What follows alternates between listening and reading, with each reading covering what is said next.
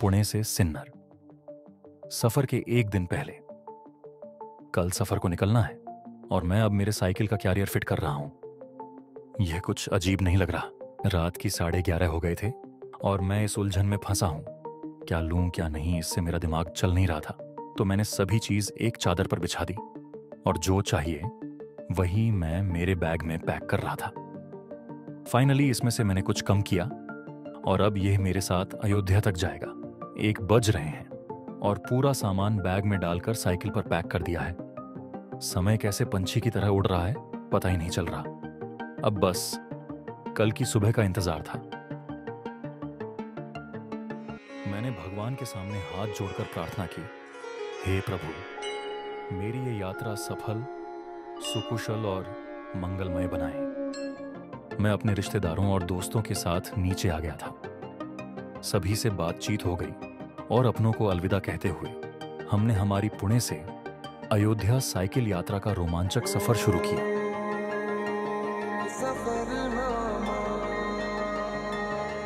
ठीक आधे घंटे बाद हम श्री छत्रपति शिवाजी महाराज की प्रतिमा के यहाँ आ गए। वहां पर हमारे बाकी साइकिल राइडर्स, रिश्तेदार और दोस्त पहले से ही हमारी राह देख रहे थे। लोग हमारे चारों तरफ जमा होने लगे। हर कोई हमें देख रहा था। फोटो खिंचवाने के लिए उत्सुक हो रहे थे।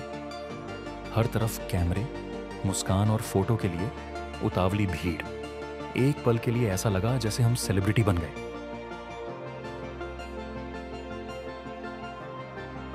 अभी सुबह के ठीक 6 बजे हैं और वो पल आ ही गया जिसका हम बेसब्री से इंतजार कर रहे थे। खुद माननीय नामदार चंद्रकांत दादा पाटिल साहब हमें शुभेच्छा देने के लिए आ चुके हैं।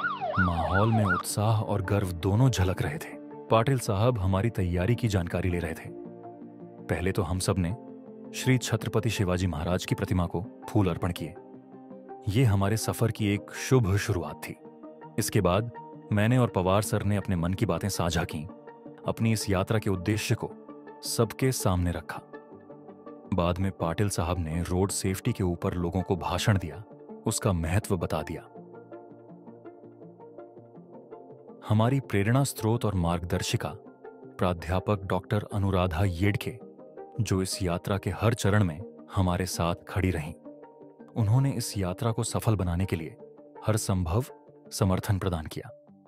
इस ऐतिहासिक क्षण में उनकी उपस्थिति ने हमारे उत्साह और गर्व को और बढ़ा दिया तथा तांबोली सर का भी इस सफर में महत्वपूर्ण सहयोग था।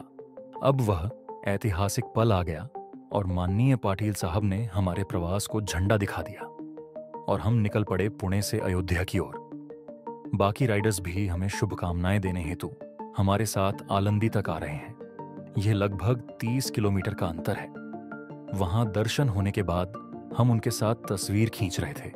उनको अलविदा कहकर हमने हमारा सफर आगे जारी रखा।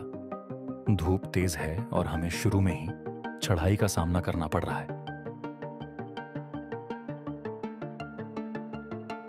11:30 हो गए हैं और यहां से नासिक 170 किलोमीटर दूर है। अभी भी आज के दिन का हमारा बड़ा लंबा सफर बाकी है।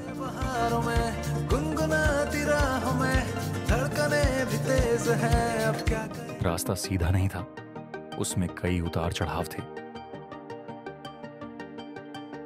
साइकिल पर लगभग 10 से 12 किलो सामान लेकर साइकिल चलाना शुरू में थोड़ा चुनौतीपूर्ण लग रहा था। यहां हम थोड़ा सा रुककर पानी पिएंगे, कुछ खाएंगे और फिर अगले सफर को निकलेंगे। शब्दों के पहाड़ों पे लिखी है दास्तां, ख्वाबों के लिफाफों में छुपा है रास्ता। हम चले बहारों में, गुनगुनाती राहों में, धड़कने। दोपहर का खाना तो कर लिया था, लेकिन अब शाम के 5 बज रहे थे और पेट में हलचल शुरू हो गई थी। सोचा क्यों ना इस हलचल को इस होटल में शांत करें। कंस्ट्रक्शन की वजह से मुख्य मार्ग बंद मिला तो मजबूरन हमें पुराने रास्ते से घाट की चढ़ाई करनी पड़ी। ये चढ़ाई वाकई हमारी सहन शक्ति की परीक्षा ले रही थी।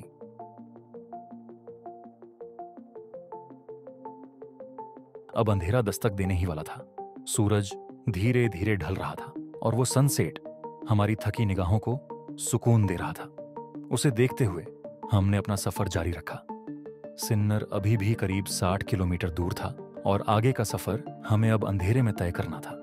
अंधेरा इतना हो गया था कि वीडियो क्वालिटी पर असर पड़ने लगा, इसलिए हमने कैमरा बंद कर दिया। करीब रात के 9:30 चुके थे जब हमें रास्ते में सत्कार होटल मिला, जहां रहने और खाने की अच्छी व्यवस्था थी। पहले तो हमने उन सभी का धन्यवाद किया जिन्होंने आज हमारे लिए समय निकाला। भोजन के बाद हम रूम में लौट आए और अपनी साइकिलें भी रूम के अंदर ही रखी। इस प्रकार से हमारा पहला दिन 180 किलोमीटर का साइकिल सफर करके समाप्त किया। अगर आपको हमारा ये सफर पसंद आया हो तो चैनल को लाइक करें, सब्सक्राइब करें और आने वाले रोमांचक वीडियो के लिए जुड़े रहें। धन्यवाद।